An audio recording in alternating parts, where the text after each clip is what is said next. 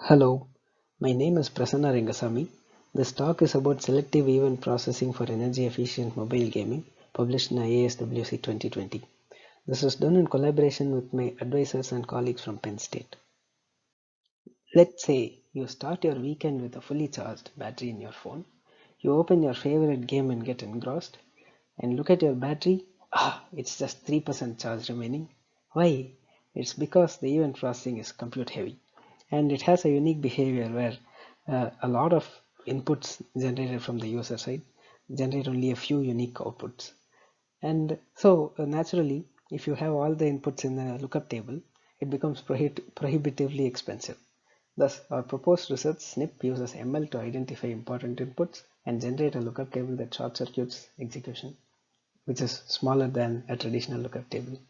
Thus, it saves energy while being slightly approximate.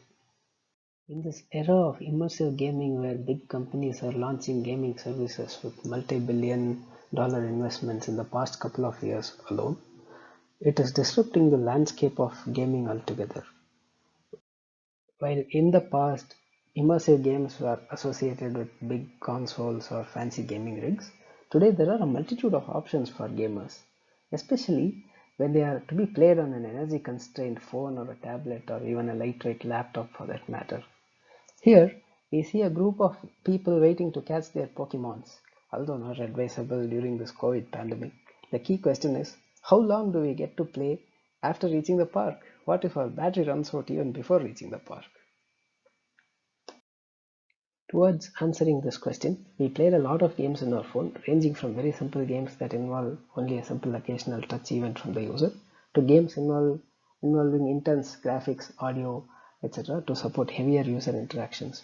A simple touch-based game like Color Fun involves two colors getting displayed in the screen at any time, and the objective of the user is to touch the lighter of the two displayed colors, in this case this lighter orange shade, and this just involves an occasional touch when the colors are displayed.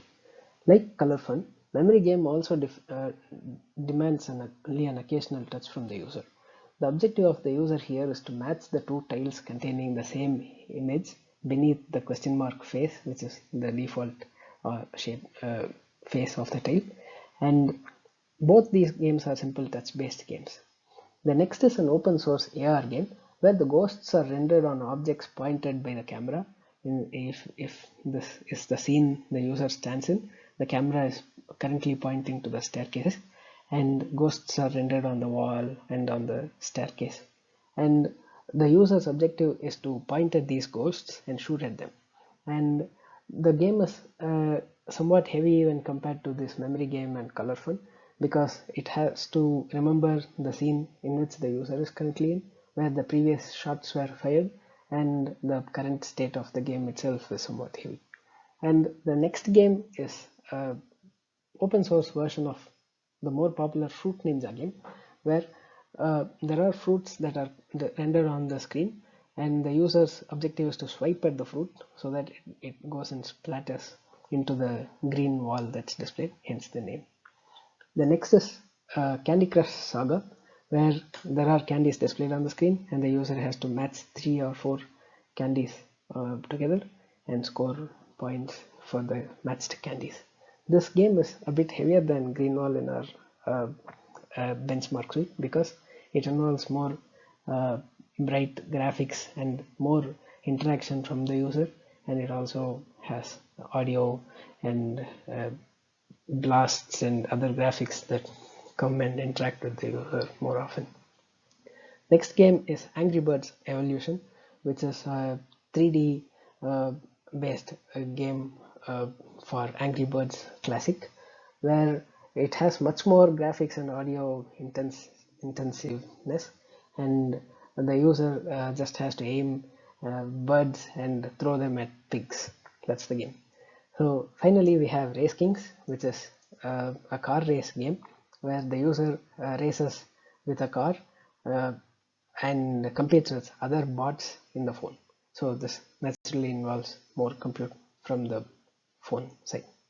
So with these games, we try to answer the exact question that we asked one slide back, which is how long does the battery last, and what if the battery is drained by the time we reach the park and catch the Pokemon.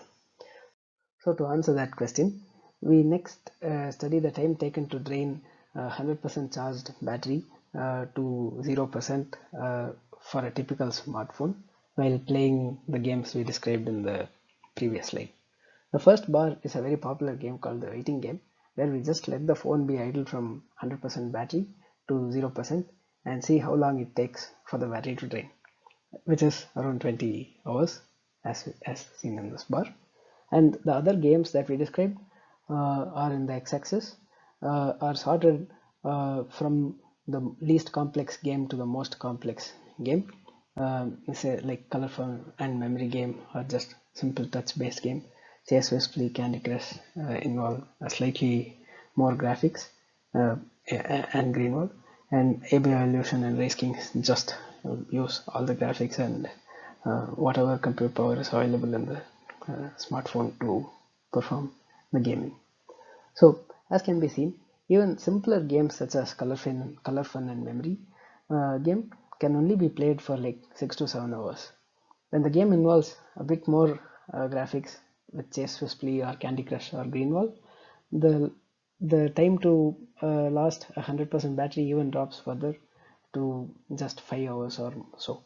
With 3D graphics, it drops to 2 hours. So the answer to the question, if the commute is longer than 2 hours to get to the park, you cannot play any game in the commute, because by the time we reach the park, we cannot catch any more Pokemon.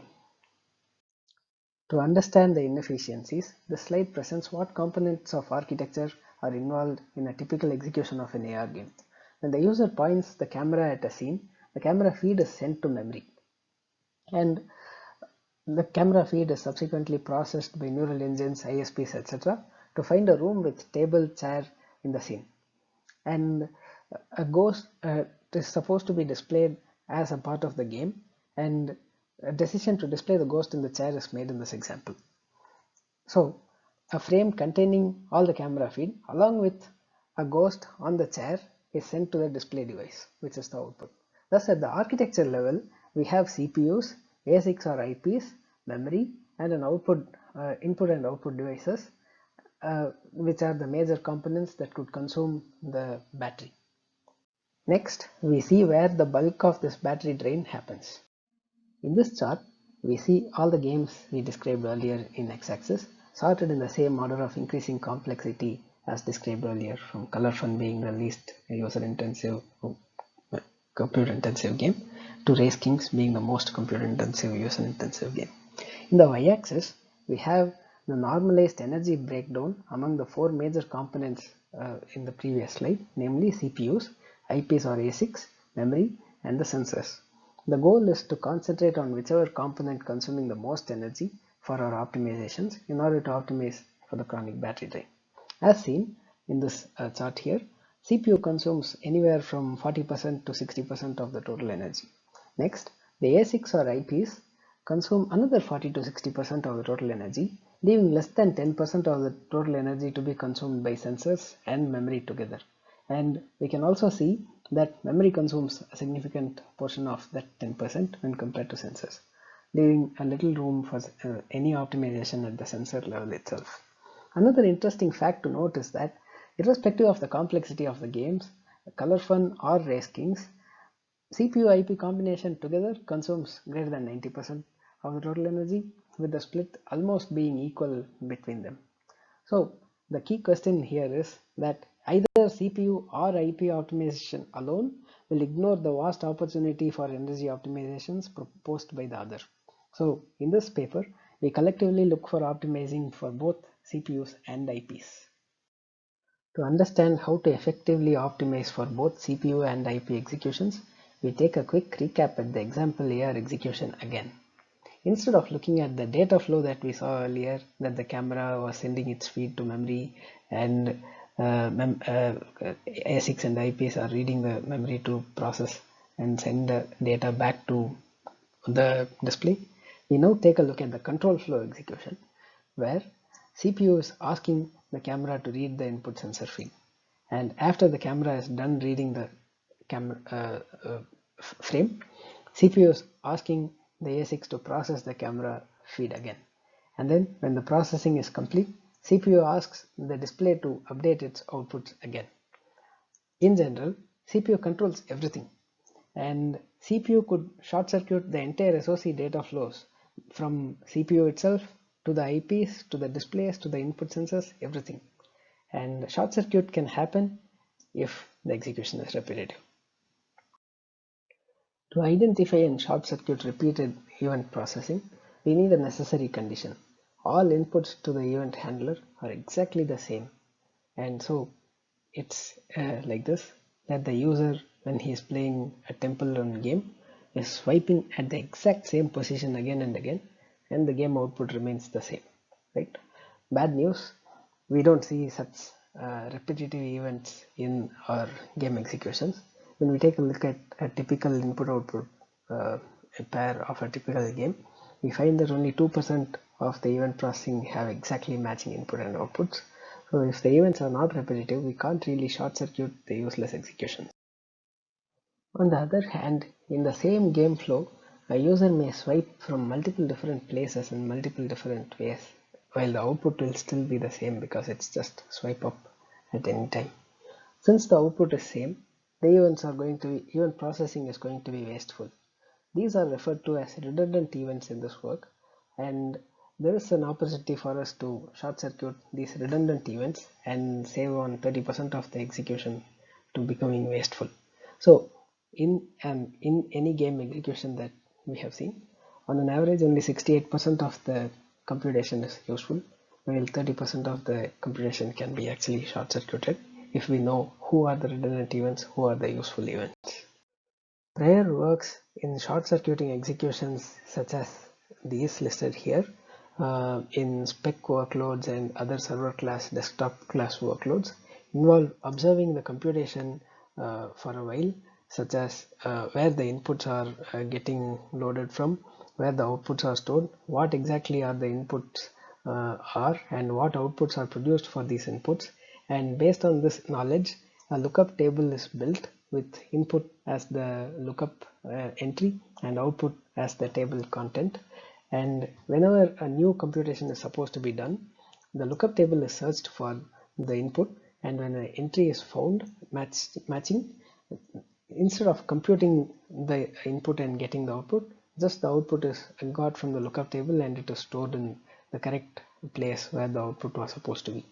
And this is effective for repeated computations with fixed inputs and outputs, unlike the game executions that we'll see next. Unlike spec workloads that load inputs from a fixed location and store outputs to a fixed location, game executions are driven by inputs coming from multiple places, and outputs also need to be dynamically going to multiple places. Example, display or touch input can come from all over the display, and network can send some input and we need to send some output to the network too. Some of the places that are not into the predictable control domain of the mobile device itself. For example, in this Pokemon Go game, when camera captures an image as a part of the input event, we need to process the camera and know where the object can be displayed. In this case, the sand here is simple. And once that is determined, we need to render a Pokemon on top of one of the objects that we identified. And the swipe the user does needs to be determined whether it's correctly done on the particular object of interest or not, which is the next set of events to process, and this procedure gets repeated again and again. The process is also illustrated in terms of two input scenarios in our open source AR game Chase Whisply, where we take on camera ready event handler, where the event is a camera feed, and this event is fed to detect the objects present in the scene the user is, and one of the objects is used to render a ghost on top of. So in the two scenarios, one is an empty room and another is a cluttered room, and based on the input, the input sizes for the other steps vary. For example, in the empty room, there is not a lot of objects to detect, so the input size is fairly small for objects, whereas in this room, a lot of objects get detected and the object size becomes 5k. So based on this, the ghost type that gets spawned is also going to be different. because of the color and other conditions. So we need to take into account all these input based changes in order to short circuit the events. Basically, user events can cause vastly different input and output sizes and inputs itself.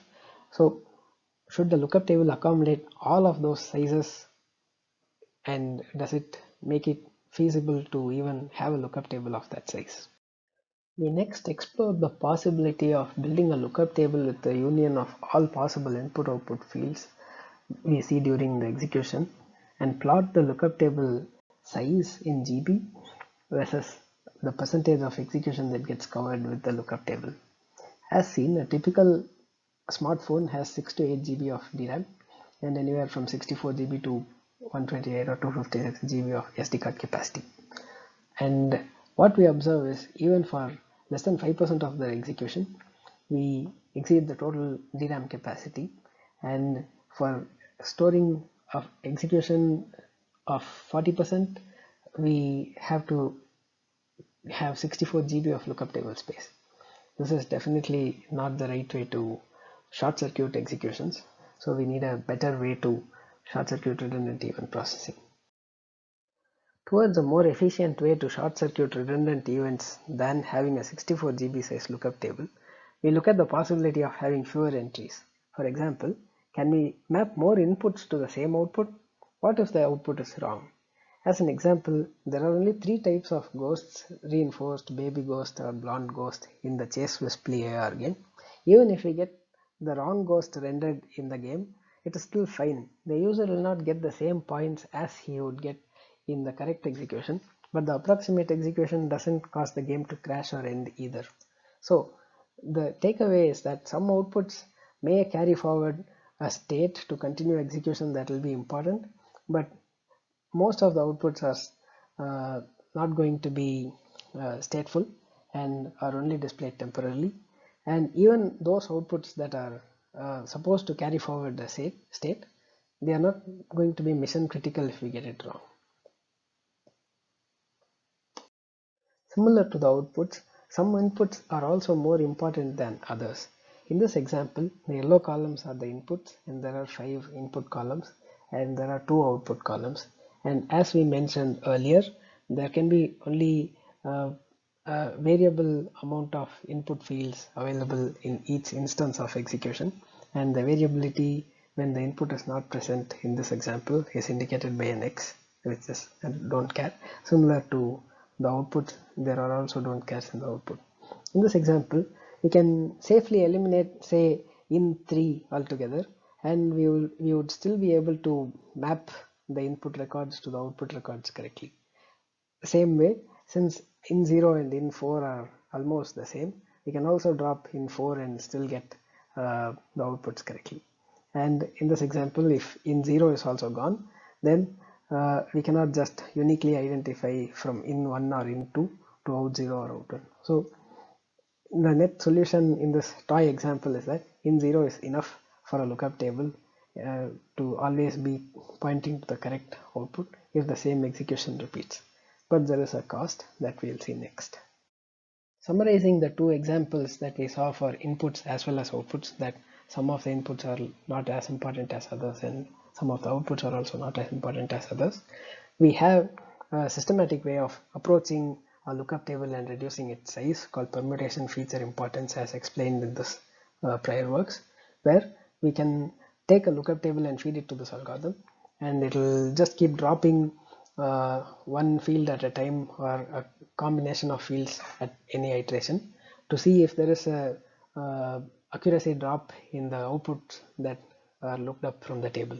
So in the y-axis we have the percentage of output fields that are 100% accurate, and x-axis is the input table size reduction from 1 MB all the way to 0 bytes.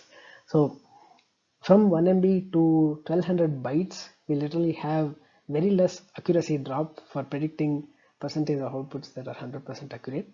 And after this 1200 byte, we observe that all of these inputs are very important, and too much input size decrease will lead to a very great percentage of error. So there is a sweet spot that is actually like 2% of the original lookup table size, and it results in less than 1% error. So the only problem we have is this 1% error. If that 1% of the output is not mission critical, we have a task accomplished in our hands, which is to have a short circuiting mechanism for all the redundant executions in game execution. In this paper, we propose two solutions to address that 1% output error. One is to make the developer go through all the output variables and mark them as either important and not important. If the output type of ghost rendered is not important for the game, then PFA can make appropriate sacrifices on the lookup table inputs to not concentrate on this type at all. And if the user marks current score as important, then PFA also makes sure that the appropriate input fields are not dropped so that the current score is 100% accurate in the lookup table predictions. The second approach is even attractive for the developers to not have the tedious task. Like even if the initial PFA algorithm is having only 60% accuracy, within 40 epochs of continuously learning from the mistakes, it achieves near 100% output accuracy. So even if the initial model is wrong, continuous learning with feedback from the users for some 40 initial erroneous execution may actually reach near 100% accurate execution in this approach.